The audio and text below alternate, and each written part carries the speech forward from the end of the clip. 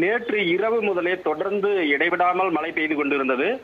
இன்று அதிகாலை 1 மணி வரை மழை தொடர்ந்து பெய்ததால் அந்த பகுதியில் அணைமேடு பகுதி உள்ளது. அந்த அணைமேடு பகுதியில் திடீரென காற்றாற்று வெள்ளங்கள் மிக அதிக அளவில் சூழ்ந்து கொண்டது. அந்த பகுதியில் கிட்டத்தட்ட 2 குக்கிராமங்கள் 10 வீடுகளாக உள்ளன. அந்த வீடுகளுக்கு உறவினர் என்ற அடிப்படையில் நேற்று இரவு சென்றவர்கள் காற்றாற்று வெள்ளம் புகுந்ததால் அவர்கள் வெளியே வர முடியாத அளவுக்கு சிக்கிக் கொண்டனர்.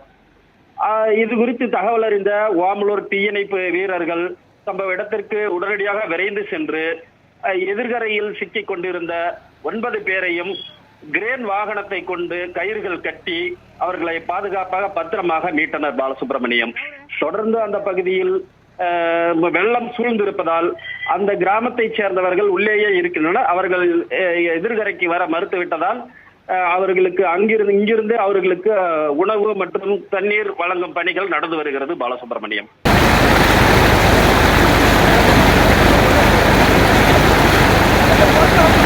சரி